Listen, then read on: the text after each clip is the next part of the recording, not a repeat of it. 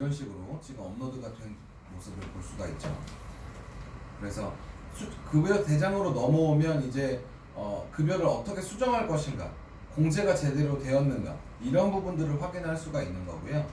여기서 이제 급여가 다 완성이 됐다고 하면 급여 마감을 통해서 이제 이 마감된 자료를 근로자들한테 보내고 은행에 제출을 하고 그리고 그 데이터를 관리하는 부분으로 나눠지는 겁니다. 보통 이제 사업장에서 근로자들한테 명세서 뿌리는 방법이 보통 이메일이나 SMS 많이 이용을 하는데요. 여기는 지금 그 급여가 마감된 정보들만 나오는 거예요. 그래서 내가 보낼 사람들을 클릭을 먼저 해보시면 메일 발송 부분을 설명드릴 건데, 보낼 사람들을 먼저 클릭을 하고 이런 형태로 나옵니다. 그래서 그 사람의 임금 지급 내역이 이렇게 됐다. 그래서 여기 지금 직원명부에 우리 이메일 정보도 등록을 할 거예요. 그래서 거기에 등록된 인사정보를 바탕으로 이렇게 발송을 하는 겁니다. 여기서 메일 발송 버튼 누르면 여기서 보이는 이 화면이 그대로 나가고요. SMS 그냥 문자로 받아보고 싶다, 문자로 발송을 하고 싶다라고 하는 사업장이 있다면 이런 식으로 문자 발송이 됩니다. 저희도 이제 이 문자 발송 업체, 대행 업체를 끼고 있기 때문에 이게 이제 추후에 유료로 전환될 가능성이 있다는 거는 기억을 해주시면 좋을 것 같고요. 지금은 일단 무료로 사용을 하고 있습니다. 그래서 지금 말씀드렸던 이런 부분들이 직원이 입사를 하고 그리고 근무를 하고 근무한 내용에 따라서 급여를 계산하는 부분들을 보여드렸어요. 그럼 이제 이 근로자가 근무를 하다가 이제 퇴사하는 경우가 발생을 하잖아요. 그러면 이 퇴직금 정산이라는 부분에 와서 이미 그 마지막 그 급여까지 다 완성이 됐다고 가정을 하는 거예요. 그러면 퇴직금 급여만 이제 계산되는 방식만 보여드리는 거예요.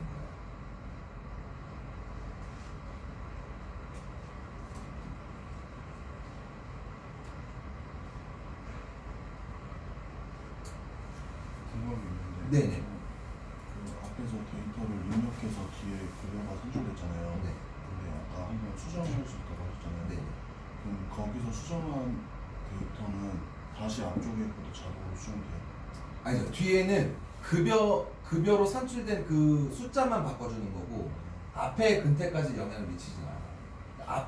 앞에 단계 근태 자체가 잘못돼서 근태 전체를 바꾸고 싶다라고 하면 급여 마감을 풀고 근태 단계로 넘어가서 그 근태 정보 자체를 수정해 주셔야 돼요.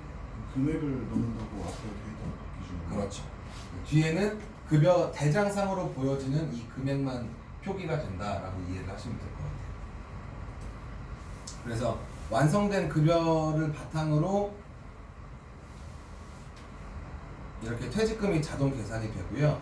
이 퇴직금 계산 부분 같은 경우에는 우리 그 법에서 요구하고 있는 그 급여 계산 방식을 그대로 따라가고 있는데, 한 가지 주의하셔야 될 거는 여기 보면 통상임금이라고 나와요. 저는 이제 권노무사님께서 말씀을 해주셨지만 이 통상임금하고 평균임금 차이 있을 때 이제 통상임금을 따라가라 뭐 이런 부분들, 이게 실제적으로 사업장에서는 이 지켜지지 않고 있는 부분들이 있기 때문에 우리가 이건 선택적인 부분으로 남겨둔 거예요. 그래서 이거는 표기만 해주는 거고, 실제로 사업장에서 너네가 통상임금을 따라갈 거다 이렇게 선택을 한다고 하면 이 액수를 바꿀 수 있어요. 그래서 액수를 바꾸면 자동으로 퇴직금이 재계산된다는 거. 그래서 이 정산 내역을 저장을 하면 뒤에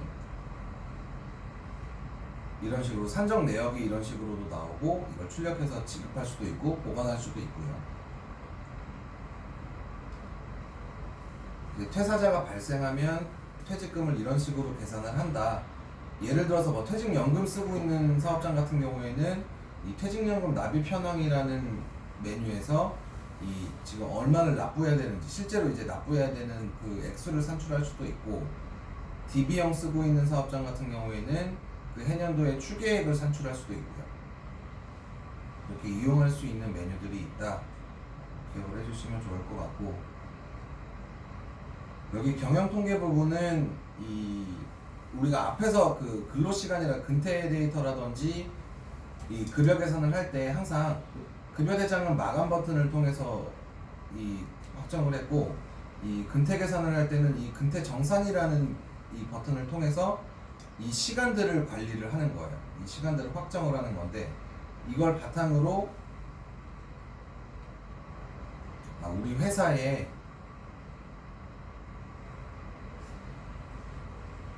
우리 회사에 근로자들이 이렇게 있는데, 이 근로자들이 한 달 평균 근로 시간이 이렇게 되더라, 이런 식으로 데이터 관리를 하는 메뉴고요.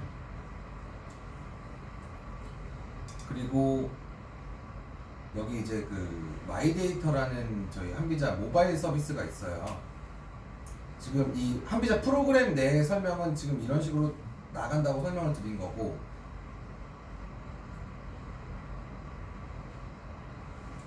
모바일 서비스를 한번 보여드릴게요.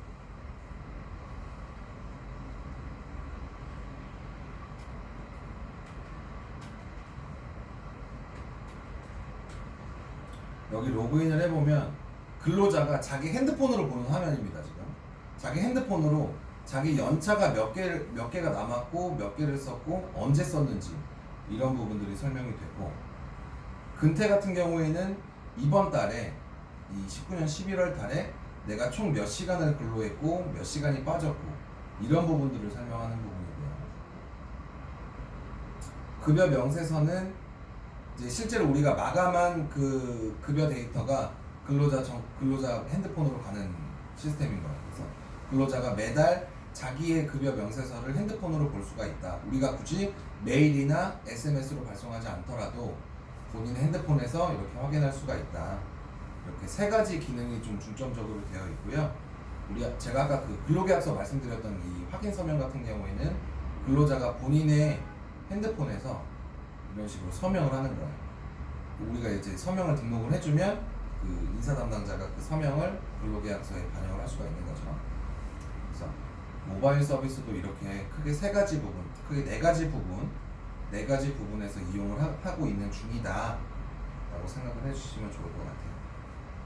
그래서 다시 한번 전체적으로 설명드리면, 이 기초 설정 부분에서 그 회사의 급여 체계를 설정하고, 그리고 인사관리 부분에서는 직원의 인사 정보, 그리고 급여 정보, 그 두 가지 정보를 바탕으로 완성된 근로계약서를 볼 수가 있고요. 그 이후로는 근태 관리를 할 건데, 여기 두 가지 방식이 있다고 말씀드렸어요. 그래서 매일매일의 근태를 체크할 수 있는 근태관리 1 메뉴와 근태 정산 월 메뉴가 있고요. 그래서 매일매일 관리하지 않고 우리는 월 단위로 합산된 데이터만 계산을 하겠다, 그런 사업장이 있다면 OT 신청 메뉴를 통해서 초과로 발생하는 연장 근로, 휴일 근로 이런 부분들만 관리할 수가 있다. 그래서 근태 관리에는 총 두 가지 방법이 있고, 그리고 별도로 이 연차휴가 관리대장이라는 걸 통해서 뭐 연차 정산이라든지 관리를 수월하게 할 수 있다. 근태가 완성이 되면 월 급여 계산이라는 메뉴를 통해서 급여를 자동 계산을 할 수 있는 메뉴가 있고, 그리고 그렇게 계산된 급여를 수정하고 보완하고 그리고 확정하는 그런 급여 대장이라는 메뉴가 있다. 결국에는 이 앞서 있는 이 작업 순서들이 이 급여 대장으로 오기 위한 그 각각의 단계라는 점을 이해하시면 작업하기가 조금 수월하지 않을까 생각을 합니다. 그래서 급여 대장을 완성하면 그 완성된 급여 정보를 근로자들한테 발송하고, 그리고 은행에 제출하고, 그리고 그렇게 재직을 하다가 퇴사하는 근로자가 있다면 퇴직금 정산하는 부분까지 입사부터 퇴사까지 조금 수월하게 편리하게 관리할 수 있는 그런 프로그램이라고 보시면 될 것 같습니다. 중간에 이제 그 사회보험이나 원천세 정산이라는 메뉴가 있는데요. 여기 지금 저희가 이 빨간색으로 표시한 메뉴들이 좀 주요 기능이라고 보시면 되고, 파란색으로 표시한 메뉴는 부가 기능이라고 보시면 돼요. 근데 사회보험이나 원천세 정산은 거의 부가 기능 쪽에 속하는 거고요.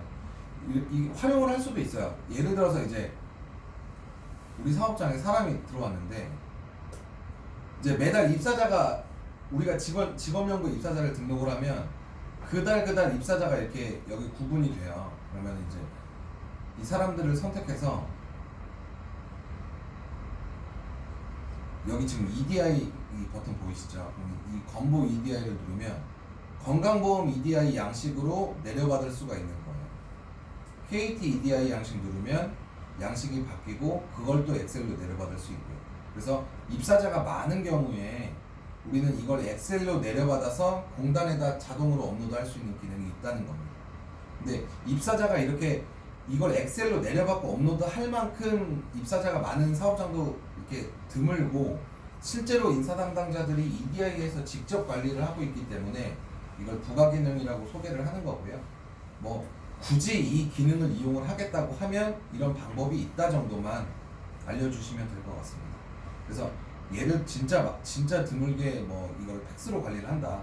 그러면 우리는 이 취득 신고서 양식을 그냥 이대로 출력을 해서 팩스로 제출을 하면 될 것 같고요.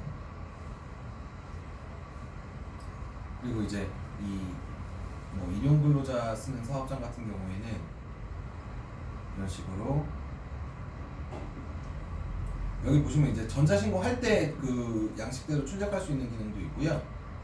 근로내역 확인서 이런 것들, 급여 명세서가 어떻게 나오는지,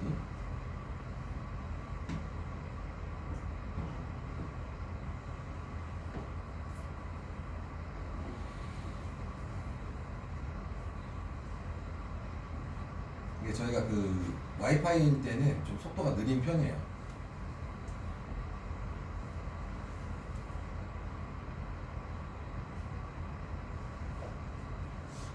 이 정도로 되지 않은데.